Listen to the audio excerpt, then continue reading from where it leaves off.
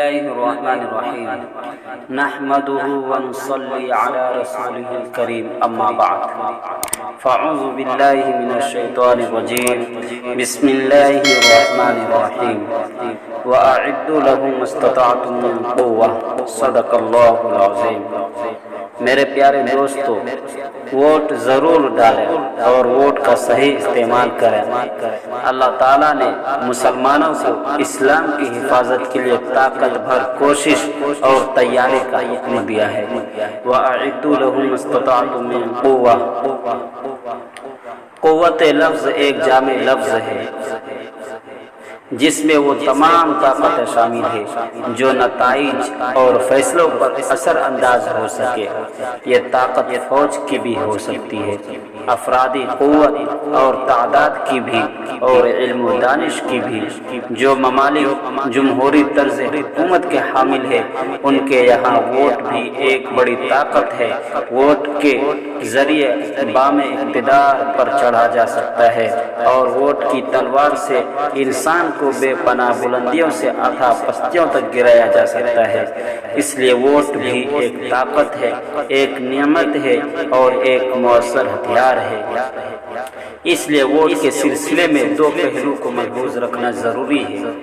ایک یہ کہ موجودہ حالات میں بحیثیت مسلمان ہمارے لیے ووٹ دینا ایک مذہبی فریضہ کے درجے میں ہے، اور ووٹ نہ دینا اسی درجے کوتاہی کا ارتکاب ہے، کیونکہ ووٹ ایک گواہی ہے، اور جب حق کو حاصل کرنے اور ظلم کو روکنے کے لیے گواہی دینی ضروری ہو جائے، اس وقت ملک میں مسلمان جس صورتحال سے دوچار ہیں، اس سے پہلوتی برتنا کسی طرح روا نہیں، بلکہ قرآن مجید کی زبان میں یہ کتمان شہادت ہے جس سے اللہ تعالیٰ نے منع فرمایا ہے۔ جھوٹ بولنا، دھوکہ دینا اور تلبیس سے کام لینا عام حالات میں بھی گناہ ہے، لیکن گواہی میں دھوکہ دہی عام جھوٹ اور دھوکے کے مقابلے زیادہ بڑا گناہ ہے۔ اس کو بھی ملحوظ رکھنا چاہیے۔ دوسرے کے نام پر ووٹ دینا، مقرر ووٹ دینا صرف غیر قانونی کام ہی نہیں ہے بلکہ ایک غیر شرعی فعل بھی ہے، اور اس کے لیے بھی انسان عند اللہ جواب دہ ہوگا۔ اس لیے کہ اسلام ہر حال میں اخلاقی اقدار کو قائم رکھنے کی تعلیم دیتا ہے، خواہ لوگوں کے ساتھ معاملت ہو، سماجی زندگی ہو یا سیاست کا میدان، یہاں تک کہ معرکہ جنگ۔ جمہوریت میں جہاں بہت سارے خوبیاں ہیں وہیں بعض خامیاں بھی ہیں۔ اسلام ان خامیوں کی اصلاح کے ساتھ اس کو قبول کرتا ہے۔ سب سے بڑی خامی یہ ہے کہ ہمارے ملک میں انتخاب میں حصہ لینے اور عوامی نمائندہ منتخب ہونے کے لیے نہ علم و دانش کی شرط ہے، نہ اخلاق و دیانت کی ضرورت۔ پہلے لوگ اس کا رونا روتے تھے کہ جاہل اور کم تعلیم یافتہ افراد منتخب ہو جایا کرتے تھے، اور ملک کے حساس مسائل کا فیصلہ زیادہ تر ناکندہ تراش افراد کے حوالے ہوتا ہے۔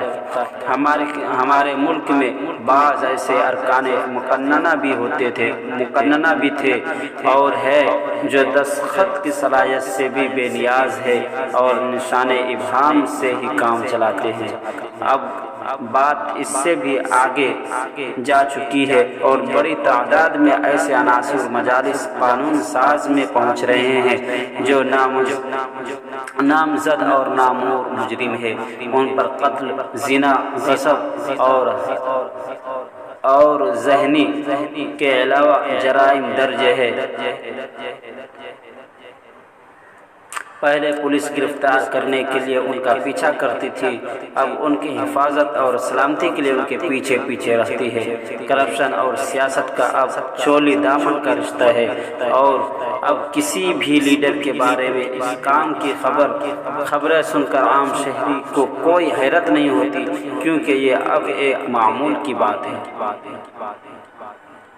جو لوگ الیکشن میں کھڑے ہوتے ہیں ان میں شاید 1% بھی ایسے نہیں جو حقیقت میں ایماندار کہلانے کے لائق ہے، جن کی زندگی پاک صاف ہو اور عوام کی املاک میں خرد برو کرنے کا عزم لے کر اس میدان میں نہ اترے ہو۔ ڈاکٹر راجندر پرساد 12 سال ہندوستان کے صدر رہے اور جب سبکدوش ہو کر اپنے وطن پٹنہ گئے تو ان کو رہنے کے لیے کوئی مکان بھی میسر نہیں تھا۔ جواہر لال نہرو دارالمصنفین اعظم گڑھ کے رکن تھے۔ اس وقت فیس رکنیت 500 روپے تھی۔ جب مولانا مسعود علی ندوی نہرو جی سے ممبری فیس لینے گئے تو ان کے پاس 500 روپے بھی مکمل نہ ہو سکے اور 2 قسطوں میں فیس ادا کی اور اپنی پاس بک دکھائی جس میں وہ 250 روپے سے زیادہ نہ تھے، لیکن آج معمولی عوام نمائندوں کے محلات پر قصر شاہی اور گھر کی زیبائش پر جنت شداد ہونے کا گمان ہوتا ہے اور پولیس چھاپا مارتی ہے تو منو سونے کا اور پیروں کے انبار کے مکان سے برآمد ہوتے ہیں۔